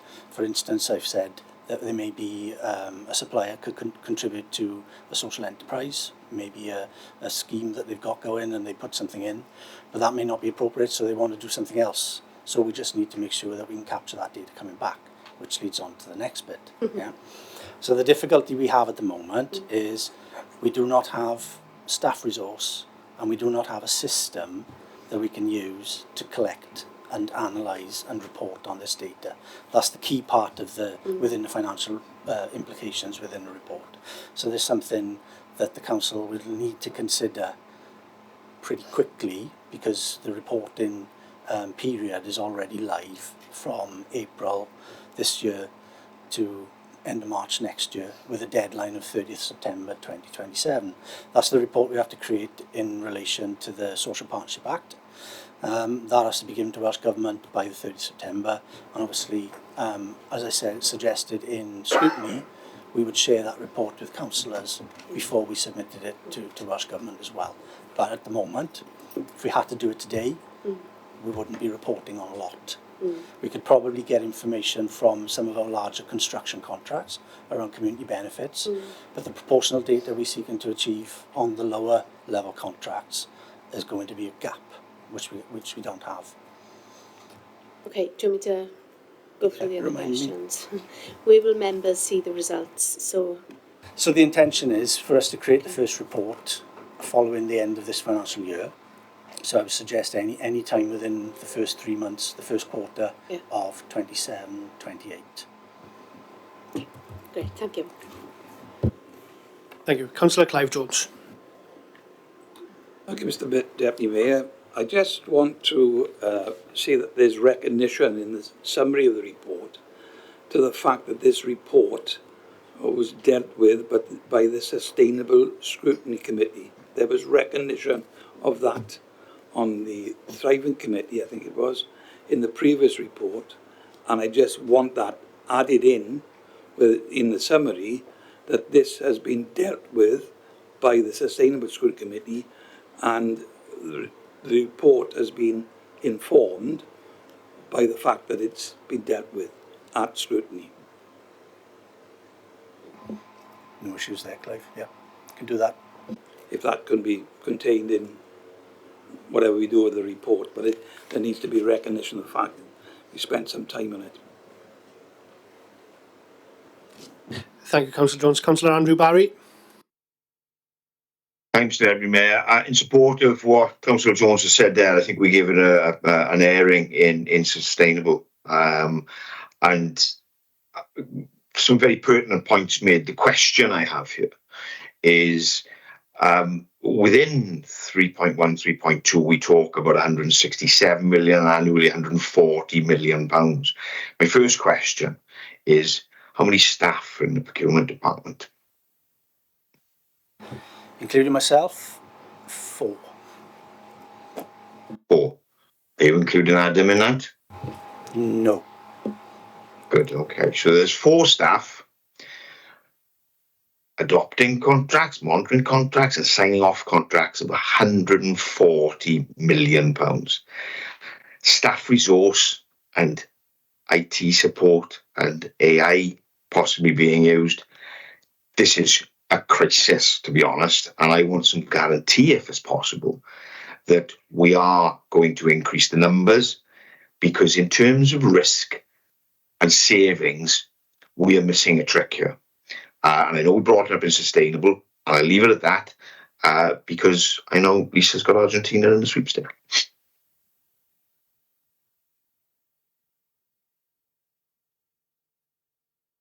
Can you confirm what that question was, Councillor Barry?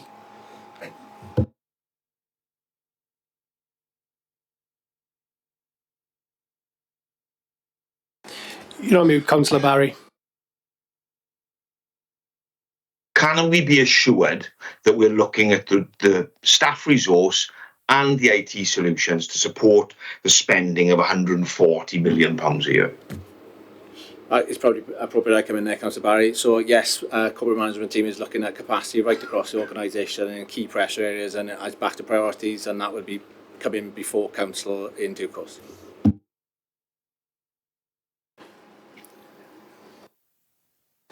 No questions? No, I can't see any further questions, Chair.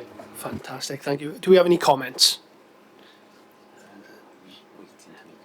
Councillor Barry, were you waiting to make a comment, or is that a legacy?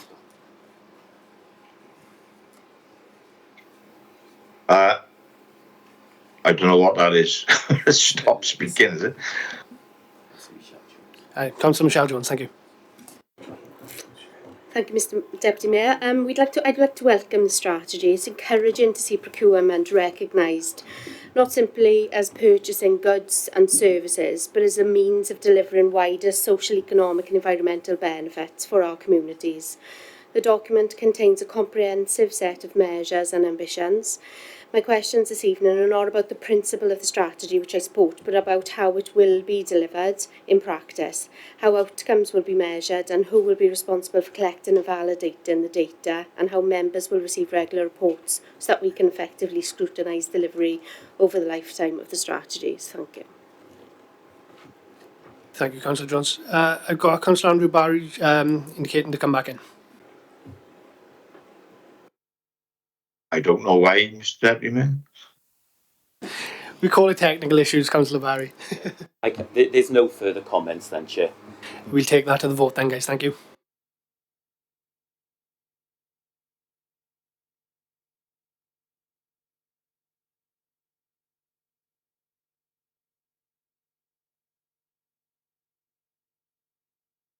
That is carried, Chair. Thank you very much. We move on to agenda item 11, commercialisation strategy, including update to fees and charges. To consider the report of the Director of Finance, Councillor Anna Williams-Price, can I invite you to address the Council? Thanks again, Chair. So, commercial strategy, which includes an update to our fees and charges.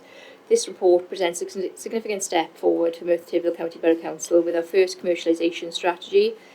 This will cover the period 2026 to 2030 and has been developed in response to the increasing financial pressures facing local government and recognises that the traditional cost-cutting measures alone will not be enough to secure long-term sustainability. The strategy therefore sets out a framework for applying commercial thinking across the organisation in a way that remains consistent with our public service values and wellbeing objectives. This strategy is about improving efficiency, optimising existing income streams and identifying new opportunities, making better use of our assets and ensuring that services recover costs where appropriate. Appendix 1 outlines a range of focus areas, including investment, energy generation, asset utilisation, procurement, digital transformation and data-led decision-making. And members will also see that the report incorporates a revised income management and cost recovery policy at Appendix 3. This brings together and updates the Council's previous policies on cost recovery and inflationary fee increases. Specifically, the revised policy establishes full cost recovery as the default position, while retaining flexibility where there is clear justification for subsidy or concession. The report also seeks to gain approval for a change to the CPI figures utilised for our fees and charges uplift each year, which will provide a more appropriate lead-in time and more in tune with our budget setting process. The strategy overall will be supported by the Commercial Governance Group, whose role and responsibilities are detailed in Appendix 2, helping to ensure robust governance, oversight and accountability as these opportunities are developed. So Adam Richards has been obviously the key driver in and authoring this report, so thanks to Adam and all those who contributed to this report. And also following on from the previous item, this is another subject which has been subject to pre-decision scrutiny from the Sustainable Committee, and I thank all members on that committee for their input. So I will move the recommendations, which are 2.1, the commercial strategy, see Appendix 1, to commence on 3rd of August 2026 be approved. 2.2, that the associated proposed changes and creation of a single policy document to cover income management and cost recovery be approved, see point 3.4 and Appendix 3.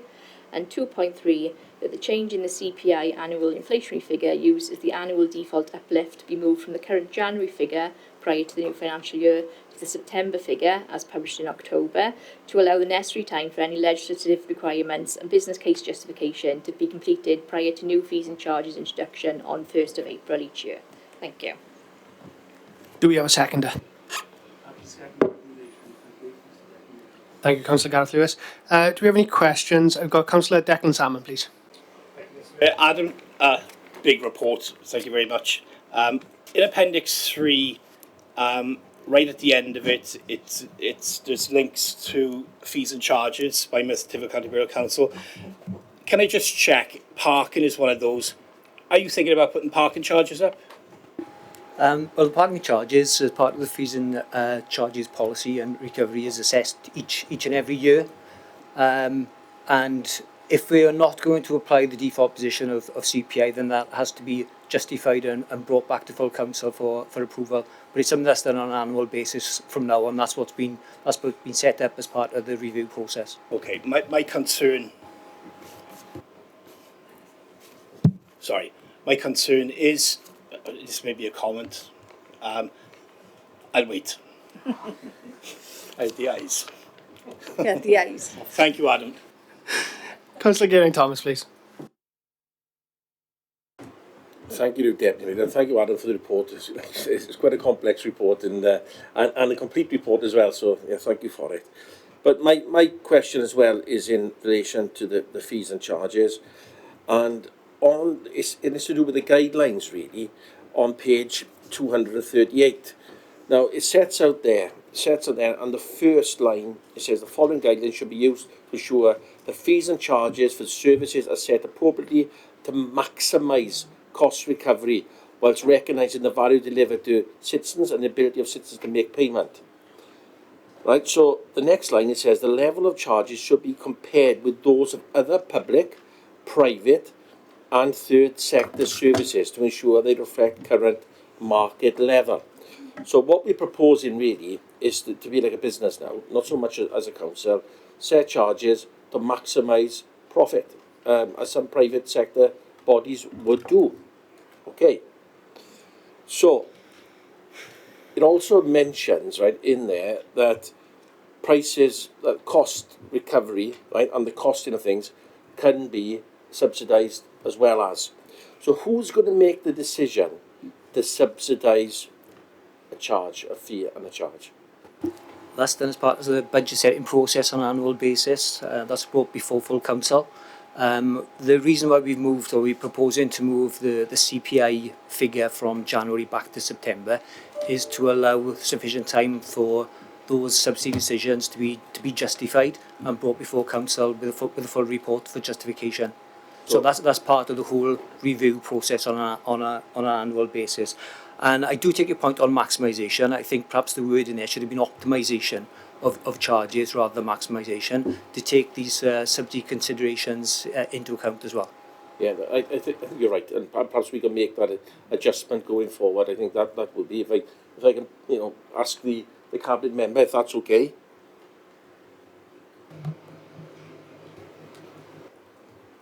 If the specific point is changing the wording from maximisation to optimisation, yeah. If I can just clarify, I think it is optimisation that's referred to in the strategy itself rather than in the report. I think we've already made that adjustment in there on the basis of a similar kind of comment. I think that came out of scrutiny. So, yeah, it is in there as a optimisation rather than maximisation of of the returns. And then for final clarity then, so it's going to be down to the Cabinet bringing a budget to us in March that sets out these fees and charges, if they're going to go up or if they're going to go down. Yeah? Yeah, absolutely. The default position is to apply the annual inflationary increase as proposed from September, as published in October. Anything outside of that default position will need to be justified either above or below that level of default increase. Thank you very much, Alan. Yeah, just for point of clarification, obviously the local authority is not able to make a profit on any of its services. Our pricing strategy is always around dealing with market failure, where there's not system provider of the service in the system, and to step into that with full cost recovery being the optimal choice. With consideration of approving fees and charges, as you've seen in the last couple of financial years, we bring the fees and charges registered to full council as part of the budget setting, and a report which details anything that is being treated outside of that policy, and that will continue. Bringing forward the CPI to September, there will be an opportunity to even bring that even earlier in the process, so you will have full sight of that as a council. Can I just say as well that the point you brought up earlier on about benchmarking against other councils and commercial operations and third parties, and the reason for that benchmarking is really to instigate a review of our prices if there are any anomalies in those comparisons. We have, over the years, we found that, haven't we? We have, yes. Yeah. Councillor Clive Jones, please. Thank you, Mr Deputy Mayor. I'm making the same point again about this policy strategy as in the other previous two. There is no recognition of the fact that policy has been to the Sustainable Scrutiny Committee and been informed by that discussion. So I want recognition of that in the summary, Mr Deputy Mayor. Is no further questions, Chair? To comments then, please. Councillor Andrew Barry. And you're on mute, Andrew. I did have it down for a question then, but why it didn't show, I don't know. Is it still okay to ask a question? On this basis, yes. Okay. Just to pick up on what Councillor Jones said, it's been to Sustainable, this report, and we gave her an extensive airing, and the explanation as to the rationale is what we're looking to achieve has been embellished in the report, which is what we were asking for, one of the things we were asking for in Sustainable. So, Adam, great report. Thank you very much. Just a couple of things. In terms of,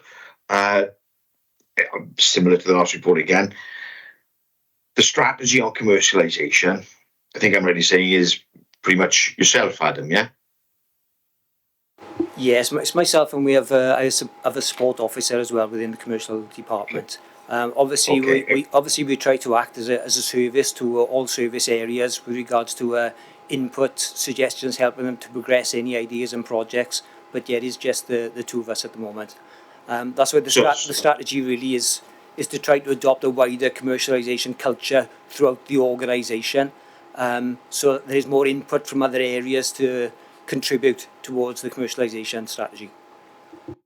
Spot on. I mean, so the question to the Chief Exec again, how are we going to mitigate the risk of perhaps losing Adam? Is the same process as we've got within procurement being adopted for commercialisation? Yeah, so Councillor Barry, I'll refer you back to my previous answer, which was we're looking across the entire organisation about service challenges and the capacity we have. I can't comment specifically on Adam's continued employment with us. That's for him it's a matter for him to speak to you on. But yeah, so the challenge, we have challenges right across the organisation, across more services in terms of capacity, which all have to be taken into account and considered, and will be brought back to council, as I said earlier. But I totally appreciate, in terms of the benefits from that commercial approach from within the organisation is understood, and it is something we are trying to continue and support. it's great to hear that acknowledgement, Ellis. So thank you very much for that. The other part of the question would be, in terms of the monitoring process of what we speak about in this report, and in terms of fees and charges, we've had problems previously where historically they haven't stuck to the strategy, and we've dealt with that. But it's monitoring across the board in terms of that commercial acumen, that commercial awareness, I should say, in this instance. How are we going to monitor it? Yeah, that is a challenge. I mean, obviously the way you monitor it, I suppose, is through the budgetary process and through the contribution to the medium-term financial plan and to the budget. As I mentioned earlier on, the service is and putting a monitor in place is quite fragmented, really, because one of the functions of the commercial department is to support other areas, all of which have got their own individual budgets, and it's assessing the contribution that we are making towards those budgets, either through savings or efficiencies or income generation or optimization of fees and charges. So the actual capture of the impact of the commercialisation department is a challenge, and it's something that's going to have to consider closely going forward. Fabulous. Thank you, Adam. Thank you, Chief Executive. If there are definitely no more questions, I'll move on to comments and then hand over straight to Councillor Declan Salmon. Thank you, Chair. I understand optimisation, and don't take this as a slight, Adam. Fantastic report, and I completely agree. We need to start making optimising money. But if I would support if car parking charges were taken out and not considered. My concern is it's a hot topic for everyone, to be honest, and we've got at least one stall holder in the indoor market offering to pay people's parking fees if they spend a certain amount. That tells you something. He thinks, and I'm sure others think, that car parking charges, the fees, are putting people off coming to the town centre. Thank you, Adam. Thank you, Chair.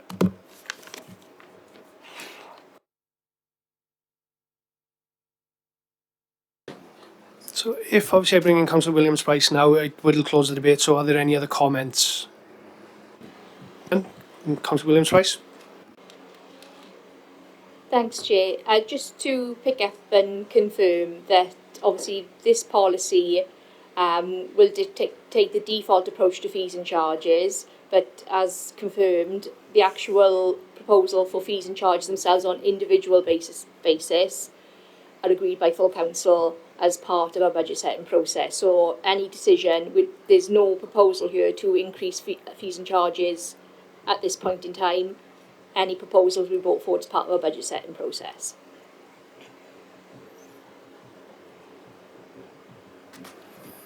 Just before we take it to the vote, can I just remind members that you may only vote on an item if you've viewed the full debate. Unfortunately, yeah. So if we could take it to the vote then, please.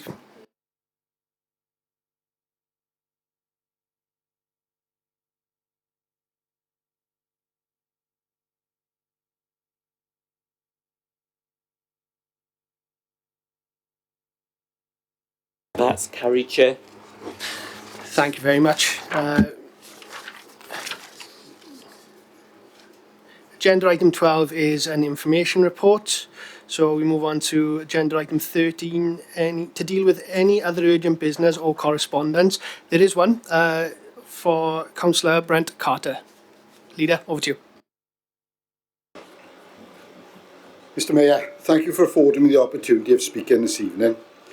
But I must speak out in favour of Welsh Labour's stance in not supporting the Plaid Cymru's supplementary budget. This, I know, wasn't an easy decision to make, but was definitely done for the right and proper reasons.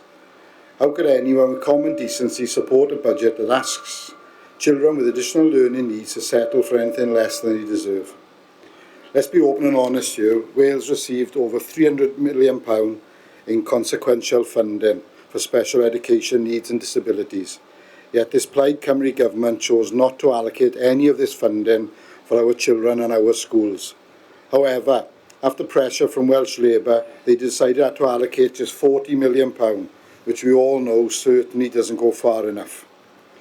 Through conversation with leaders and Ken Skates, total agreement on the figure of £100 million was placed on the table as to what would make a difference for the ALN community. especially as that would have equated to roughly £2 million for Merthyr Tydfil County Borough Council. Plaid Cymru have refused this offer, yet blame all other parties for not supporting their budget. Do they realise they are a minority government and must negotiate and work together to get best results for the people of Wales? Teaching unions NAHT and ASCL yesterday entered a formal dispute with Welsh Government over A&L funding and pay. This is an unprecedented move from two moderate unions. This shows the depth of the problem Plaid Cymru have now created. From this, I will be writing to the Minister for Education, Finance and the First Minister to implore them to do the right thing for the ALN community, as without doubt they deserve so much better, Mr Mayor. Mr Mayor, thank you for allowing me to do that, which will make my meeting tomorrow at 2 o'clock very interesting. Kerry, I forgot to tell you, sitting in it as well. Thanks, Mr Mayor. Thank you, Leader. Councillor Mitten. Thanks. I'd just like the monitoring officer post this meeting to give us clarification on how that was deemed as any other business and an urgent matter for this council to discuss. Being it a political point, not disputing, I don't disagree with the leader, I have to say, in relation to ALN, etc. But I would have thought that would have come either under a NOM or an email from the leader to all councillors to advise us of his intention to write a letter. So don't need to debate it now, but I would seek clarification on how that meets our constitution. Thank you. Quite happy for me to come back to you yes, please, thank you. After the meeting. Well, not tonight, you're obviously tired. Later in the week. No, I just don't recall. No. Thank you very much. So agenda item 14 is to receive any communications from myself. I've had none. Moving on to agenda item 15, this is an exempt item. In order for the following to be considered in private, it is suggested that the public be excluded from the meeting on the grounds that it involves the likely disclosure of exempt information as defined under Part 4 of the Schedule 12A, Section 100 of the Local Government Act 1972. We have someone move Section 100, please. Happy to move, Mr Mayor, Deputy Mayor. Do we have a seconder? Happy to second, Deputy Mayor. Should we take that to the vote then, please?